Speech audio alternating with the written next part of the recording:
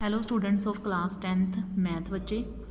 आज मैं आपका इस क्लास में chapter number 8 introduction to trigonometry start करने वाली हूँ। सबसे पहले हमें ट्रिग्नोमेट्री का मीनिंग पता होना चाहिए। आप जो भी चैप्टर स्टार्ट करते हो पहले आपको उस चैप्टर के बारे में पता होना चाहिए कि आप चैप्टर में क्या रीड करोगे। ठीक है, नेम का मीनिंग पता होना चाहिए आपको चैप्टर के, फिर हम चैप्टर स्टार्ट करेंगे। तो चैप्टर जो है उसका नेम है इंट्रोडक्शन टू ट्रिग्नोमेट्री। सबसे पहले हम ट्रिग्नोमेट्री वर्ड के बारे में समझेंगे कि ट्रिग्नोमेट्री वर्ड है क्या, कहाँ से आया और इसका क्या रिलेशन होता है, इस चैप्टर में क्या मीनिंग है इसका। तो ट्रिग्नोमेट्री वर्ड जो है वो ग्रीक लैंग्वेज, ग्रीक वर्ड है, तीन हैं Greek word, tri, gon and metron, इन तीनों को मिलके बनाए।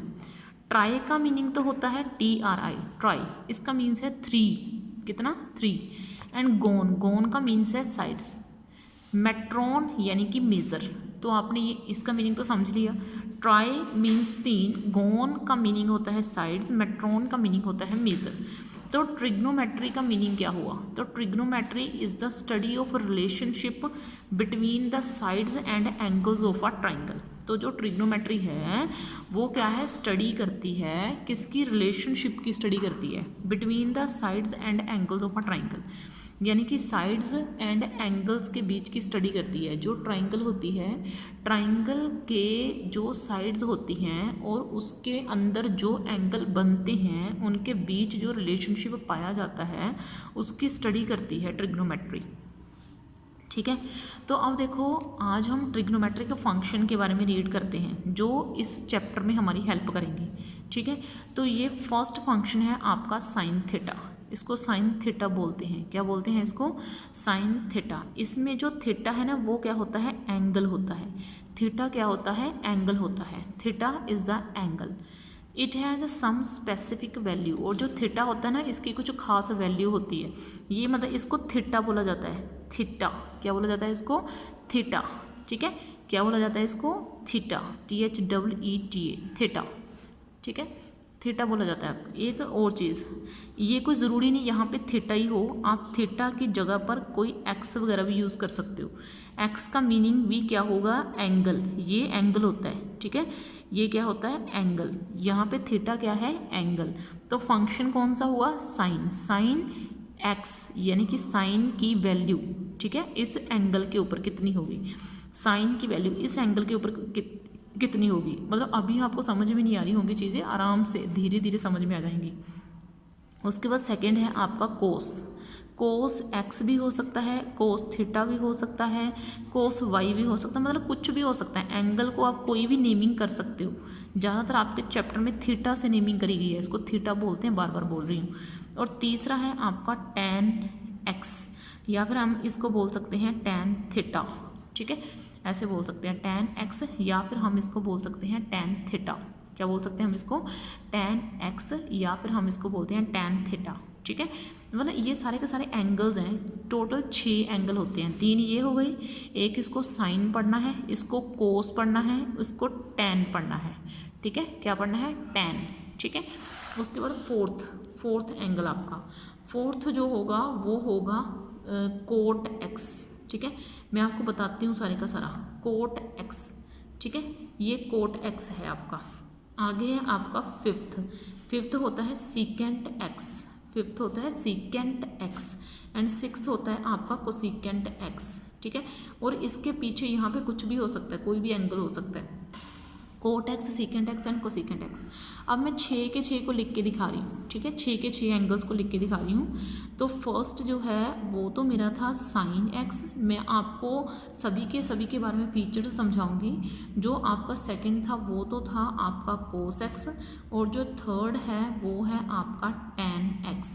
ठीक है, और इधर ना जो आपका कोट एक्स है, जो कोट एक्स है फोर्थ फंक्शन, कोट एक्स वो रिवर्स होता है, उल्टा होता है टैन एक्स का। यानी कि अगर आप टैन एक्स को उल्टा कर दो तो कोट एक्स बन जाना है, टैन एक्स को उल्टा कर दो तो क्या बन जाना है, कोट एक्स।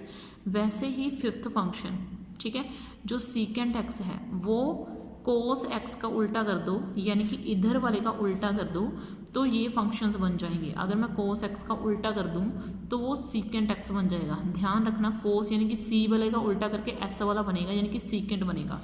उसके बाद सिक्स फंक्शन कोसिकेंट एक्स जो है वो साइन एक्स को उल्टा कर देने से बनता है। ठीक है, साइन एक्स को उल्टा कर दो तो आपका कोसिकेंट एक्स बन जाना है। क्या कर दो, साइन एक्स का उल्टा कर दो तो आपका क्या बन जाना है, कोसिकेंट एक्स बन जाना है। ठीक है, साइन एक्स का उल्टा कर दो तो आपका क्या बन जाना है, कोसिकेंट एक्स बन जाना है। ठीक है, समझ में ही आपको बात इतनी सी। ठीक है, तो अब देखो बेटा आगे नेक्स्ट जो है वो मैं क्या करवाने जा रही हूँ आपको, आगे समझना आप। ठीक है, तो ये मैंने चार को चार करवा दी। अब मैं आपको पढ़ाती हूँ ट्रिग्नोमेट्रिक रेशियोस। क्या करवाती हूँ आपको, ट्रिग्नोमेट्रिक रेशियोस, ट्रिग्नोमेट्रिक रेशियोस। ठीक है, ट्रिग्नोमेट्रिक रेशियोस होती क्या है मैं आपको सारे का सारा समझाती हूँ। ठीक है, तो ट्रिग्नोमेट्रिक रेशियो मान लो ये ना हमारे पास एक राइट एंगल ट्राइंगल है। ये मान लो हमारे पास क्या है, राइट एंगल ट्राइंगल है। लो भाई, ये मैंने एक राइट एंगल ट्राइंगल ले ली।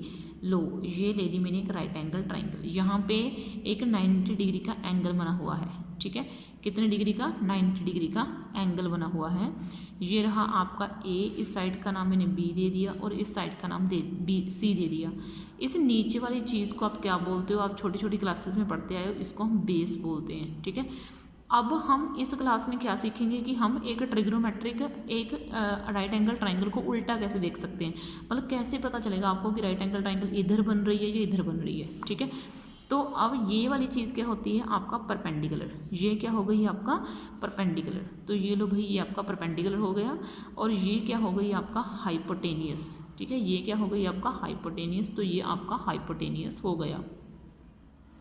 ठीक है, तो अब जो ट्रिग्नोमेट्रिक रेशियो है इसके लिए आपको एक लर्न करना पड़ेगा फॉर्मूला। बहुत पढ़ा होगा आपने, मतलब अगर नहीं पढ़ा तो मैं आपको समझाती हूँ। पंडित बद्री प्रसाद हर हर बोले, ये आपने लर्न करना है। पंडित बद्री प्रसाद हर हर बोले। ठीक है, तो ये आपका फॉर्मूला है। इसके नीचे ऐसे आपने फ्रैक्शन डाल देनी है। ठीक है, फ्रैक्शन डाल दिया आपने। ये फर्स्ट जो है वो साइन एक्स के लिए होगा, वो साइन एक्स की वैल्यू देगा। सेकंड जो है वो आपको कोस एक्स की वैल्यू देगा। ठीक है, मतलब अगर आपने साइन की वैल्यू निकालनी है, आपने कोस एक्स की वैल्यू निकालनी है, आपने टेन एक्स की वैल्यू निकालनी है, तो आप कैसे निकालोगे। ठीक है, ये आपको पता चलेगा। पहले आपके पास एक राइट एंगल ट्राइंगल होनी चाहिए। उस राइट एंगल ट्राइंगल में आपको तीनों के तीनों पता होने चाहिए। आपको बेस पता होना चाहिए, आपको हाइपोटेनियस पता होना चाहिए, आपको परपेंडिकुलर पता होना चाहिए। आपको सारी चीज़ें पता होनी चाहिए। आपको बेस पता होना चाहिए, आपको हाइपोटेनियस पता होना चाहिए, आपको जो है परपेंडिकुलर पता होना चाहिए। अगर तीनों चीज़ें आपके पास हैं तो आप साइन एक्स की, कोस एक्स की और टेन एक्स की वैल्यूज़ निकाल सकते हो। तो साइन एक्स की वैल्यू कौन सा फंक्शन है, ये पहले वाला जो कितना है, परपेंडिकुलर अपॉन हाइपोटेनियस, यानी कि परपेंडिकुलर अपॉन हाइपोटेनियस, ये आपका साइन एक्स आ जाएगा। उसके बाद है आपका कोस एक्स। कोस एक्स जो है वो कितना है, बेस अपॉन हाइपोटेनियस। ठीक है, बेस अपॉन हाइपोटेनियस, ये आपका कोस एक्स है। उसके बाद है आपका टेन एक्स। टेन एक्स जो है वो आपका कितना हो जाएगा, परपेंडिकुलर को बेस से डिवाइड कर दो तो आपका परपेंडिकुलर अपॉन बेस, ये टेन एक्स की वैल्यू निकल के आ जाएगी। ठीक है, तो यहाँ तक बेटा मैंने अभी तक आपको ट्रिग्नोमेट्रिक रेशियो समझाई हैं।